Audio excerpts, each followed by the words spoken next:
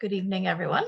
I'm Megan Hansen, Senior Director of Alumni Relations, and thank you for joining us tonight as we try something new. So this is our holiday alumni gathering, which typically would be in person, but due to the circumstances, here we are.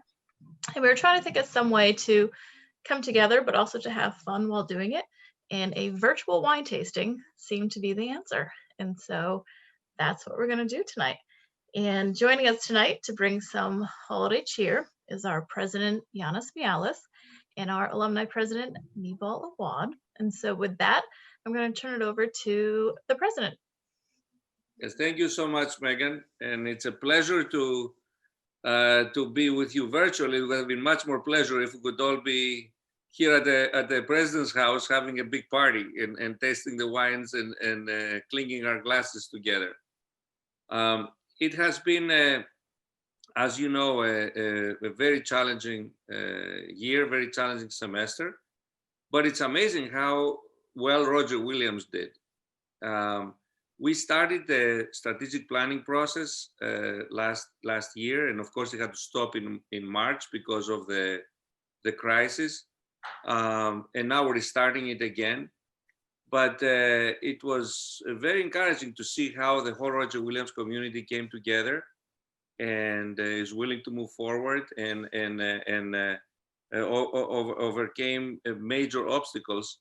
And that's an indication that whatever plan we jointly come with, all together come with, it's going to be one that's going to be executed. Because if we can all come together in a very difficult situation like the COVID crisis and resolve issues, that's very reassuring that we can really move this university forward to many levels and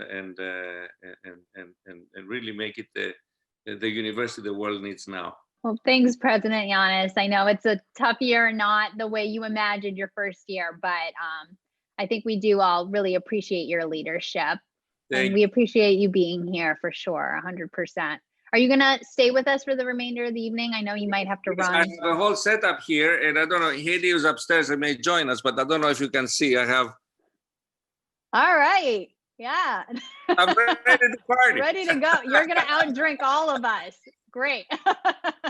I have the wines, I have the glasses, I have put out some nice cheeses, and That's awesome. Yeah. I'm gonna have to go check the bread because I left it in the oven before I started talking to you guys. Hopefully it's not all burnt, but I'll be back in a second. Great. Awesome. Well, that was a wonderful update. As mentioned, Nibal Awad, president of the alumni board, and I just want to shout out to Kelly and Chip, who also serve on the alumni board with me. So thank you to our alumni who are here this evening and joining us. Thank you for trying something new with us. You know, like mentioned, we'd love to have done this in person. But next year, I'm super hopeful. It's going to be a lot of fun. And obviously, President Yanis knows how to throw a party at his house. So it'll be a good time for sure. I hope so. I bet. I buy hopes. So just wanted to say, you know, as an alumni board and as an alumni association, we're here for all of you. I know we're all kind of navigating different environments, our jobs. So our alumni board's here to support and serve you. You know, the silver lining of all of this is, you know, hopefully we can reach alumni that wouldn't typically be able to make it to campus. So, you know, we're committed along with Megan and the alumni office and Kelly to be presenting events in a virtual format moving forward, because that's what's been the benefit of all of this, that at least we can present events in different formats moving forward. So if anyone has any creative ideas, please feel free to reach out to any board members or the alumni office. We're always looking for new creative ways to engage with one another, and please invite your classmates. I truly believe, and I know we all do, that university is just as strong as its alumni engagement and involvement. And, you know, once we do all get together again, to have just a big party with all of our alums would be just wonderful. It'd be wonderful to celebrate a successful year. Please stay involved. We've got a new alumni directory, which is just an incredible resource just to socialize. If you're looking to pivot your job, please use that as a resource. Put a lot of, I know the alumni office has done a lot of work on that front. So use it. It's there for you.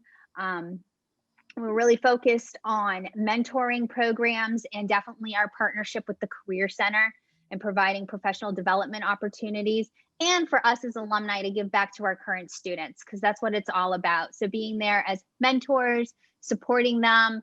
I know Kelly and Chip has participated in this spring, but we had the opportunity to mentor our graduating seniors. And that was just such a meaningful way to kind of give back to them. It was a tough spring, and this senior class is having such a unique year. So any way that you can get involved and help out the current students is very much appreciated. And they really value those relationships with our alumni. So we hope you'll continue to stay involved in these digital events as we try things new. I think there's a bingo night coming up, which tends to be super popular. So hope you'll join us for that. And really on behalf of the whole alumni board and the alumni and the board of directors, we just want to wish you a really happy holiday and a safe holiday. And I think without further ado, I will throw it over to Dan, who's going to lead us in this fun wine tasting, which I'm super excited about. So Dan, I'll stop talking because I know everyone wants to drink wine. Thank you very much. I also want to drink wine. So greetings, everybody. Happy holidays. My name is Daniel O'Connor. I am the New England Division Manager for Dow Vineyards out of Paso Robles, California. I'm looking at the screen. I see a lot of handsome faces. I see a lot of happy faces, which is great to see, but I don't see a lot of people sipping on wine. I would encourage you to, there you go, because I've learned early on with in this industry that the more that you folks drink, the more entertaining I become. So Dan, it's never far away from me, so you never have to worry about that. It's very cozy. I feel like I should thank you all for letting me come into your living rooms. So anyways, listen, I encourage you guys to drink at will.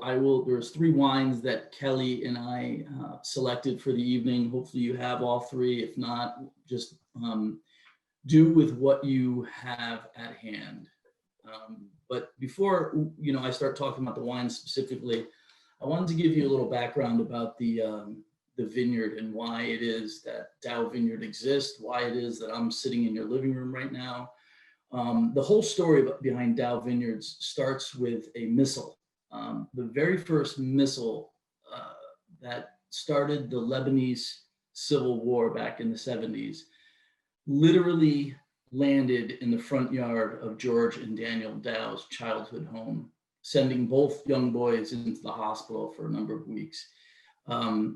This tragic event to start their life off has been something that they've learned from and carried throughout their lives. I work for 2 gentlemen that are all about family and love and friendship. And at the beginning of the COVID crisis, and as it started to unwind and get more and more tragic during the spring and early summer, I saw many colleagues of mine working in for other wineries or for distributors lose their jobs. And it was made very clear by Daniel and George to all of us that that was not going to be the case here.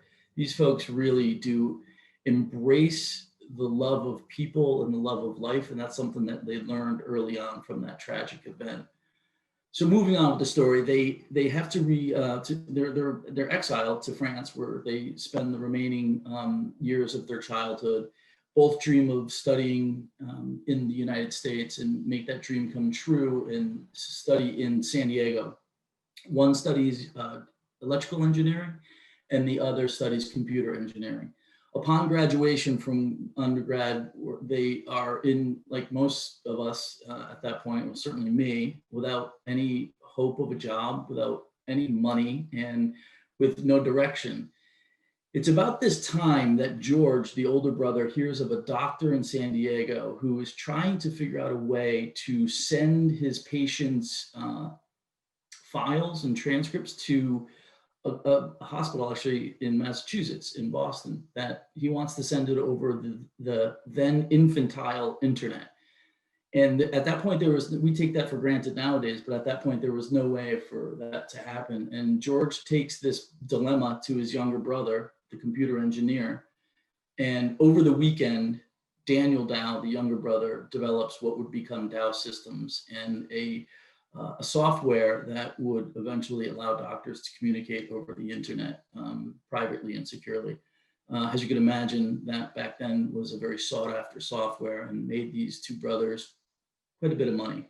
And they worked tirelessly for 10 years and decided that that's not really what they want to do. So the day after that Dow Systems company goes public, Daniel Dow clears out his garage and starts another business. I had a conversation with his daughter a while back, and she said, yeah, I came home from school one day, the bus dropped me off, and I was walking up the driveway and noticed that everything in our garage was on the front lawn. And she went into the garage and she asked her dad what was going on. And her dad said, today we start our second family business. And that, of course, would become Dow Vineyards. Now, in this industry, we folks like me have heard stories that of people who have made money in another industry, textiles, software, whatever it may be, and open up their own winery. I've heard the story many, many times, and I thought that was the same with the brothers Dow before I started working with them. And a friend of mine who's been with the brothers since the very, very beginning told me years ago that he was going to work for Dow, and he told me the story that I just told you. And I said to him, you know, I've heard the story before. And he said, yeah, the younger brother is the winemaker. And I said, well, that changes everything completely, because most guys who open up a winery do not make the wine, do not get their hands dirty. They just want to put their name on the label and go to fancy restaurants and be able to order wine that has their name on it. But Daniel actually taught himself how to make wine and is now one of the most important winemakers in all of California. The fact that he is self-taught is amazing in and of itself, but the fact that he has now over 350 bottles, I believe, that have scored 90 plus points across all of the wine reviewership. So the three wines that we've selected, Kelly and I selected tonight, actually have, sorry, my phone is going crazy. All of these wines, the Chardonnay is 91, the Pessimist is 92, and the Cabernet is 92 as well. And this becomes norm. This is just something that you just don't find in other wineries. So Daniel makes his first batch of wines. He sends it out to friends that are fairly, knowledgeable in the wine industry. And to a person, they say, you really have something here. So Daniel and George decide that they're going to open up their winery, and they search all over the globe for the perfect spot to call home. They go back home to France, and they go up and down the coast of France. They go to Chile, they go to Spain, they go to Argentina, they return back to California, go up and down the coast of California, till they discover this mountain in Paso Robles that would end up being the perfect spot for Daniel to grow his beloved Cabernet Sauvignon. It's now called Dow Mountain. It's actually pictured behind me there. It is one of the most beautiful places I have ever been to, and I've been very lucky. I don't make a lot of money in this industry, but I get to travel around the world and see some of the most beautiful wineries. And this, by far, is one of the coolest and most beautiful places that I have ever visited. The mountain sits at about 2,400 feet above sea level, and it is about 13 miles away from the Pacific Ocean. So very unlike the rest of Paso Robles. I can see you all. Raise your hands if you know where Paso Robles might be in California. We got Amy knows. So when I fly out to the winery, I either fly into San Francisco and drive 4 hours south, or I fly into LA and drive 4 hours north. So it is exactly midway between LA and San Francisco, what we call the Central Coast. And most of this area is blisteringly hot, making wines that are very, very jammy and overripe and just, in my opinion, unenjoyable. But this mountain is much, much different than what you find in the rest of Paso Robles. In fact, the climate up there rivals the climate that makes Napa Valley so famous.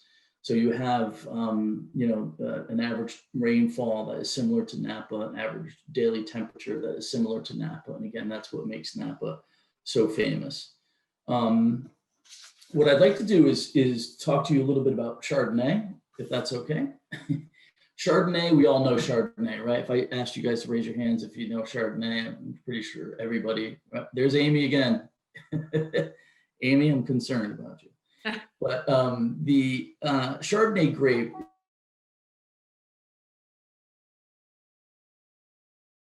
ever since I've been in the business. It is a grape that was born in a very famous area in France called Burgundy. Some consider the Chardonnays coming out of Burgundy the best white wines in the entire world.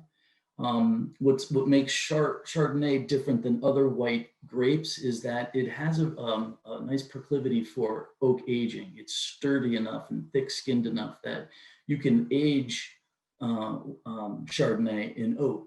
Unfortunately, there's a lot of winemakers that overdo this. And I can ask you again by raising your hand if you had a Chardonnay that it was just too oaky. Like we say that there's Kelly said yes, that there's like two by fours floating around in your glass. They just overdo it and they over oak the wine. And to me, it just becomes one-dimensional and unenjoyable. What I love about this Chardonnay is that it is what we call in the industry a balanced wine. So yes, Daniel does use oak. Every wine that all the wines that are made at Dow use nothing but French oak, which is considered the best oak in the world. But what Daniel does is he uses a very minimal amount of new oak. He uses a lot of neutral or used oak, and he only ages it for 7 months. So that gives the wine a little bit of, Amy, did you have a question or are you just answering we allowed another to question? ask questions? Yeah, sure. This is open, free. So I totally agree with you that the California Chardonnays have been over oaked. Yes. So I've turned to buying Sancerres from France because they have the same nuance of the grape, but they don't have that cloying oak. Is that so what's the difference between those two? So that's actually a great question. Sancerre is one of my favorite white wines as well. Sancerre is like Burgundy, a little village. So when you pick up a bottle of French wine and it says Bordeaux on it, Bordeaux is not a grape. Bordeaux is a region. You pick up a bottle of wine from France that says Burgundy. Burgundy is not a grape, it's a region. And likewise, Sancerre is not a grape, it's a region. They happen to grow Sauvignon Blanc. So when you have a Sancerre, you are drinking Sauvignon Blanc and not Chardonnay. And most producers, I'm not going to say all, but most producers making Sauvignon Blanc do not use oak at all. They use stainless steel, which is perfect for that grape. So that's probably why you enjoy that. There's a little more acidity. It's a little brighter. That is a cute dog, Lauren.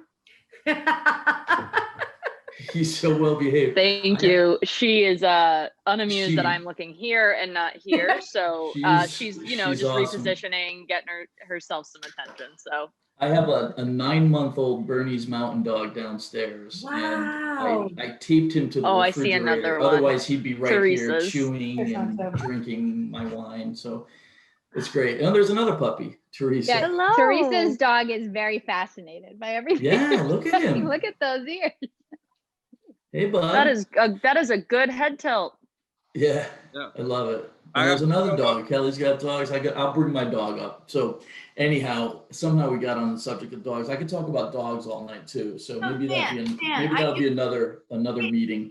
Dan, I do have a question with like Chardonnay. So for me, because of the oak, I assume a Chardonnay is off the table for me because I hate the oak. So I assume every Chardonnay is the same. So if somebody brings me a Chardonnay, I don't even venture to try it, which is probably wrong of me, but I'm just like, because the oak is just too much for me. Yeah, so that is, for me, likewise, when I've been working for California wineries for a number of years, and very rarely do I drink the Chardonnay, except for this one, and because Daniel holds back on the oak aging. Yes, there is some oak nuances there, but there's this bright acidity that balances it out.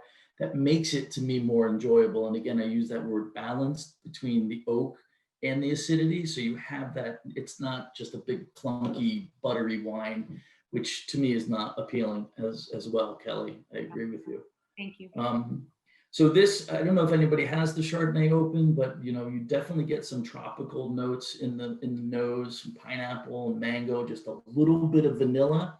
And that little bit of vanilla that you smell is in fact the oak barrels. The oak has an excretion called vanillin, and that adds a little bit of just a tiny hint of vanilla to it.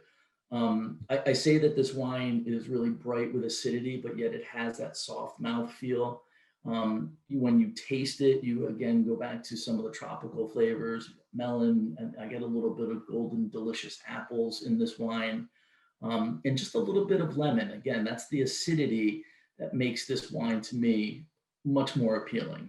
And then we talk about the finish, and we all know what a finish is. That's when you actually finish the swallow, and what happens in your mouth is what we call the finish. And for me, this is just a crisp, silky finish that doesn't overwhelm my mouth with just butter and vanilla.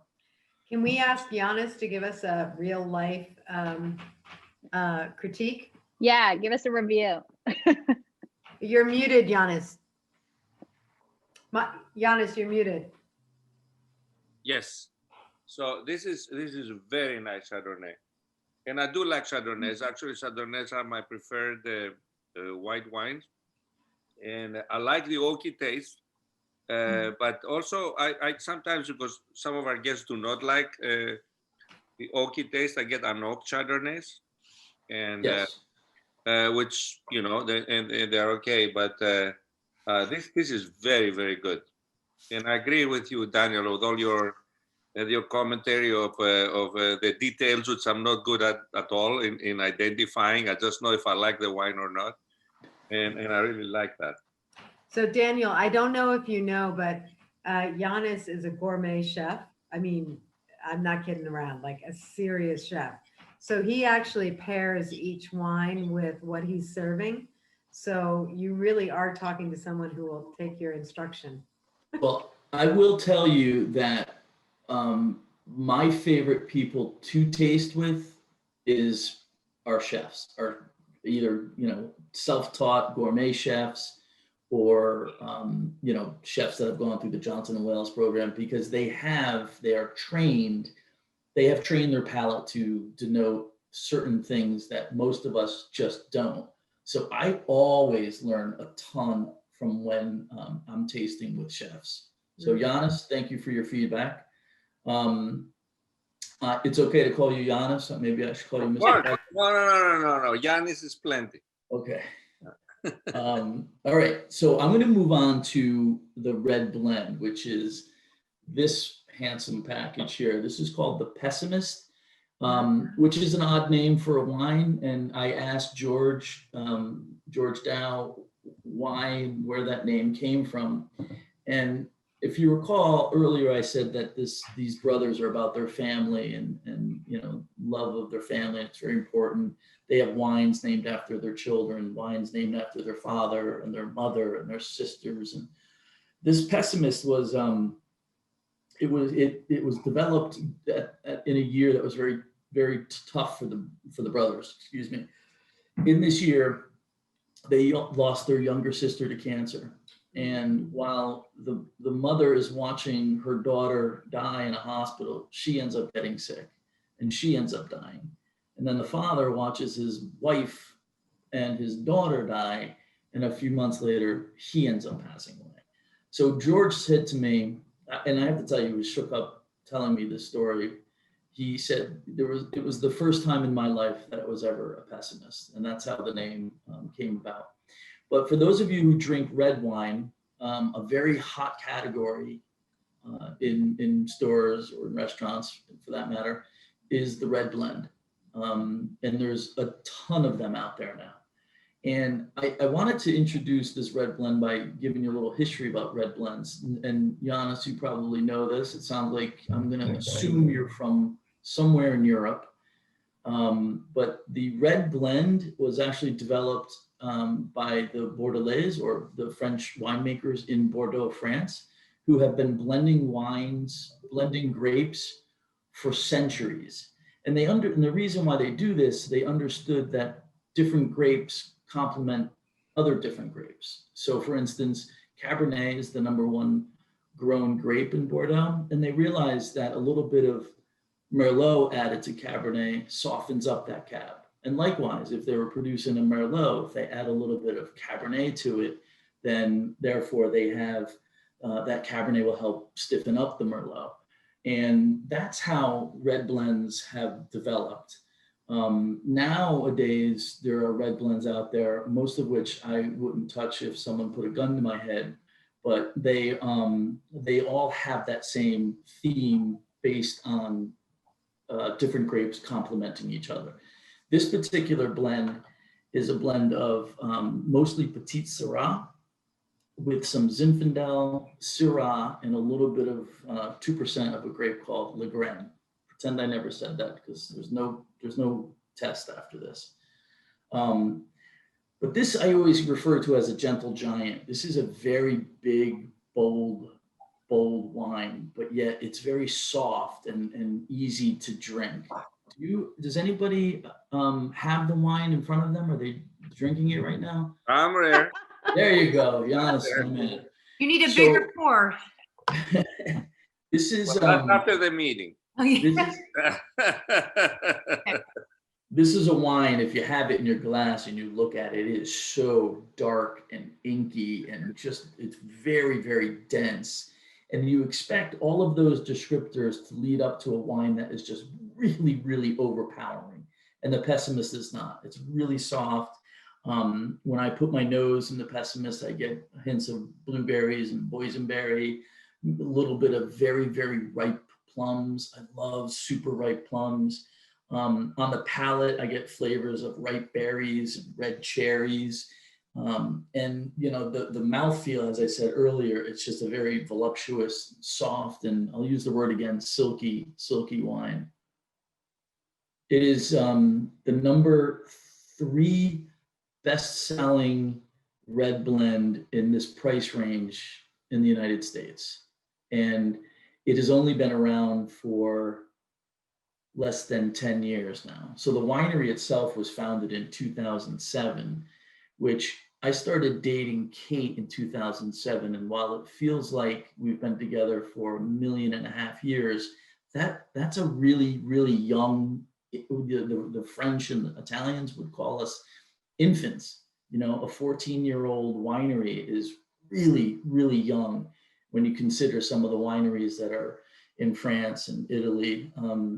There's a wine that I love from Chianti, which they started making wine when we still thought the earth was flat. So before Columbus sailed the ocean blue, this family was making wine. So for a winery to be only 14 years old, we are new kids on the block, and we are youngins in comparison to some of the world's older wineries. Any questions? May I ask you a question? So the Pessimist, which I actually love the Pessimist. It's one of our house wines. But the Pessimist. Fantastic. So you're familiar with it before tonight. Yeah. Oh, yeah. Great. Fantastic. It's great wine. But they also have some higher level wines so Pessimist is not the higher end wine. The vineyard doesn't produce any of the Prisoner wines, right? It's a different. No, the Prisoner has nothing to do with Dow Vineyards. Okay. What's the second level up from the Pessimist? So we have a wine called the Bodyguard. Is that what you're? Yes, and I thought the Bodyguard was really good. Wow, you are in the know, Amy. I'm very impressed. Very impressed. The Bodyguard just was released about a year ago. We're on our second vintage now, and it's a Petite Syrah, Petite Verdot blend. Yeah, it was very. And it is a step above this, so it would be almost double the price of the Pessimist. But if you ever see it in a store or in a restaurant, give it a shot. It is really, truly remarkable. I have to tell you again, I have to repeat this again, that Daniel Dow, the winemaker, the younger brother, self-taught winemaker. Again, the conversation I had with his daughter, she told me a story that when she would go to bed at night, she'd go into her dad's bedroom to kiss him goodnight, and he'd have one of two books open. He'd either have the Bible open or the How to Make Wines for Dummies or some sort of, tongue in cheek. But he was really reading books and experimenting. And now he is one of the most awarded winemakers in all of California. And again, that very short 14-year period of time. Paso Robles was really nothing. They made wine there, but the wines, again, because most of Paso Robles is so blisteringly hot, these wines, they could never really make a substantial cab that wasn't really jammy and just like sugary until Daniel came around. And Daniel Dow single-handedly awoken the beast up in Napa, who, the king of Cabernets, right? He did a blind tasting against some of Napa's most iconic and cult wines that go for $200 to $300, $400 a bottle. If you can find them, they all ranked 100 points. And Daniel blind tasted one of the top critics in the country, his high-end wine, and it won. So that made the people in Napa very, very nervous. I have to tell you, I've been working with the brothers for a number of years now, and I am very, very proud to work for them and very proud to know them. And Daniel's just an amazing man. He makes me feel very lazy. When I met him, he was doing harvest, and he was growing. He has his own little organic garden, and he was designing a label. And I said to myself, I didn't even get off the couch the day before. I sat in my sweatpants and watched football the entire day. He makes me feel lazy. All right, I'm going to move on to Cabernet Sauvignon because I have a quick question. Yes. So you said that the red blends are newer, a newer wine. I'm wondering, do you have any info on maybe what's next? Is there anything around the corner that's going to be a new trend? I can't divulge that information because of my professional vows. No, I joke with you. It's a great question, and I have to say, there's a lot of companies out there that don't necessarily care about quality of wine. They care about packaging and gimmicks, and I have to say I'm very happy that I don't affiliate myself with those companies, or I don't need to. But there's trends out there that some take hold and some don't. There's this wine called Fit Vine that you've probably seen stacked floor to ceiling in some of the major stores. And when this came out, I said, that's never going to be anything. And what do I know? I mean, it gimmick that caught on. So to answer your question, Megan, no, I don't know the next one, but someone will come up with some kind of gimmick that will make, a lot of money. To me, I'd rather have quality than the next hot trend. Mm-hmm.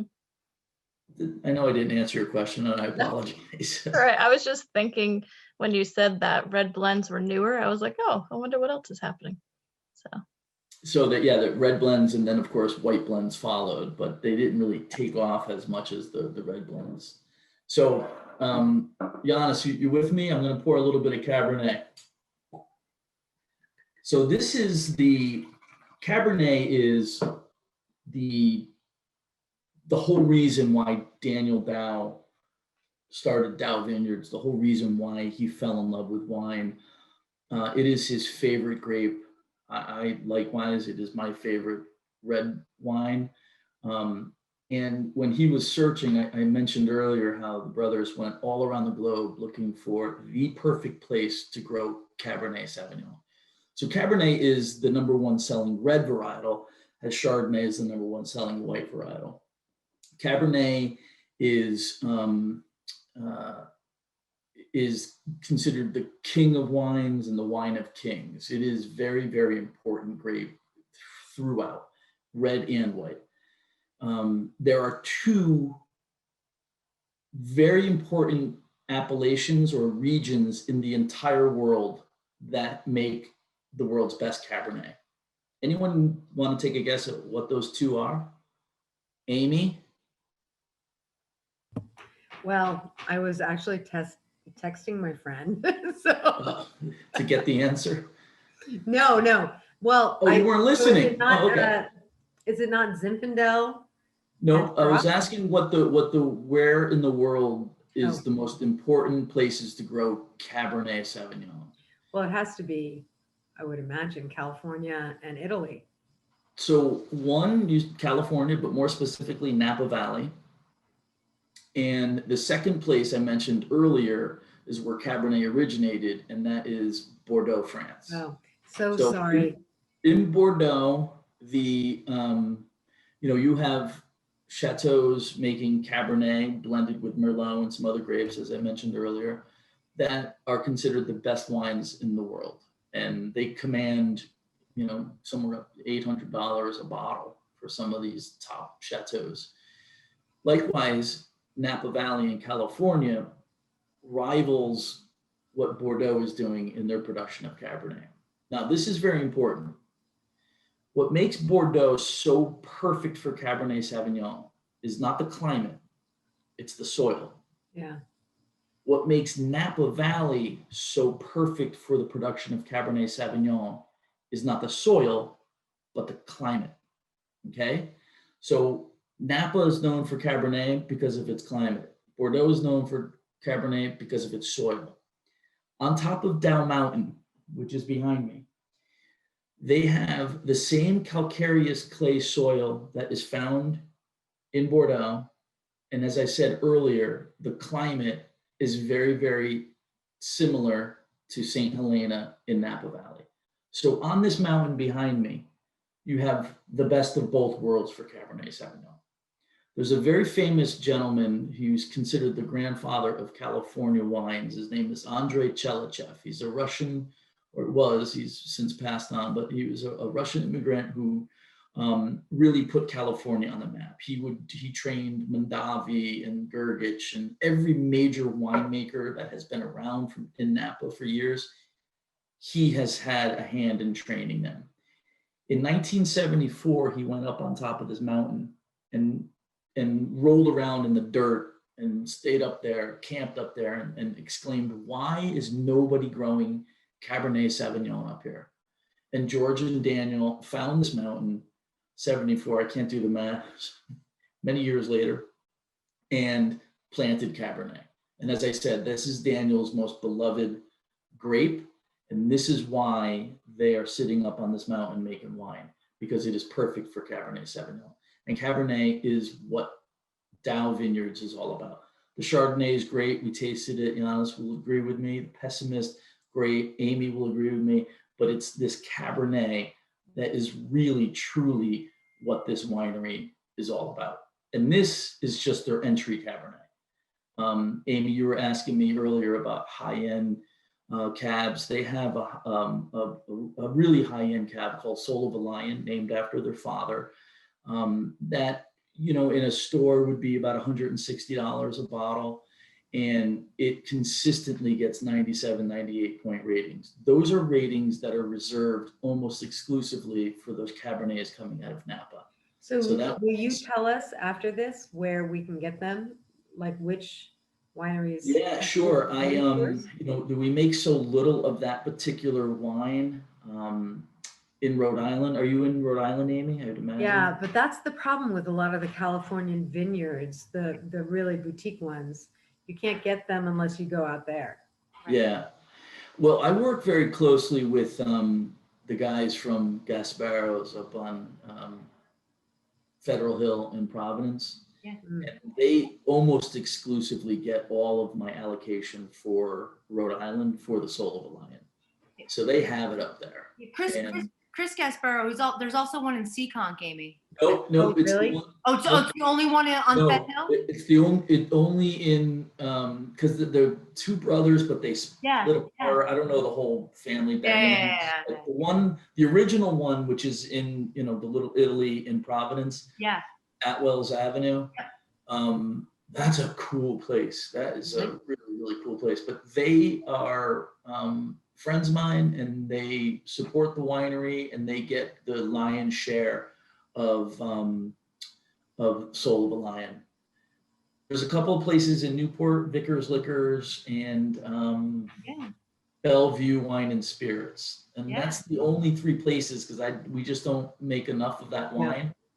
But it really is, especially around Christmas, if you guys want to do something really special for someone or special for yourself, try that wine. It's fantastic. And what is it called? How do you spell it? What is that? It's so Dow, D-A-O-U Vineyards, and the wine is a Cabernet called Soul of a Lion. Okay. Oh, I love that name. Yeah, and this is again, that name pays homage to their father, who just like Bodyguard, Amy, we were talking about earlier, they named that after their mother during their exile in France. You know, the label has a woman, looks like a Gustav Klimt painting, a woman holding a little baby, and they considered their mom the bodyguard for them when they were young and in exile. But this Cabernet, for, I don't know what you guys would have paid for it, but certainly not over $30.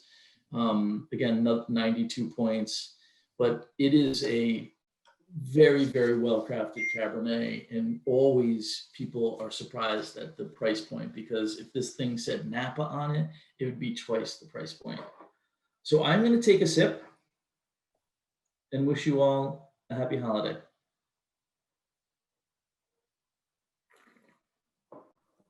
That was a great picture. I wish I snapped it. That was great for everybody. That was great. Oh. So, you guys have any questions for me? I know I didn't. Kelly and I talked about, you know, time and how much time I should take. So I hope that, I have a question in that. I hope the next one is in person and we get to mingle together and see a lot of your wines. And it's just, wine is such a visceral experience. It's this is one of the harder ones to do by Zoom. Yeah, I have to say, Amy, I meant to say that at the beginning of, or maybe I did say it to Megan and Kelly when we were on earlier. But if you'd have me again, certainly in person, these events are much more enjoyable, much more engaging, and well, like most things on a computer screen, you lose it. But certainly, as you said, Amy, visceral, and you lose a little bit more when it comes to tasting wine, because we should be all sitting on Giannis's couch right now, and Right. eating his cheese and his bread. I know. I hope you didn't break. No. You didn't burn the bread, Giannis. No. He took it out of the oven, but she's on call with her mom, so she couldn't be here. So, Good. in any case, this was terrific wine. And Daniel, if you could send, I don't know if you want to do that, but sort of a list of the other wines with a little commentary, because I would like to go to the liquor store and try to find them either in Newport or in Providence in the Federal. Actually, I'm going to Federal Hill on Saturday, so that would be terrific. Listen, I get on the road very early tomorrow morning, but I'll have time on Friday. Kelly Mayer has been my point person throughout this whole thing, and I want to thank her, and maybe, a little shout out. She single-handedly put this thing together and had no idea who I was and who she was calling. Rocks. And yeah, she did a fantastic job. So thank you, Kelly. What I'll do is I will give a little write-up of each of the wines that we tasted, and the Soul of a Lion, and where you can find that in Rhode Island. Is that what you're looking for, Giannis? Yeah. And I'm going to Federal Hill on Friday. So if you could give me the name of the liquor store, that would be useful. Okay, will do. Dan, I'm heading there tomorrow. Federal Hill is like 2 minutes right up the street from me, so I think I'm running tomorrow. So if I find them, guys, I'll pick them up for you. I'll deliver it to One Old Ferry Road. If you guys do go to Gasparo's, definitely tell them that we did a tasting together and that I sent you up there. They might charge you a little more because of that, but you'll still get some wine. But no, it's important. This is especially during these times. For me, it's very, very important to support local business and the little guys as opposed to the big conglomerates out there that are doing just fine.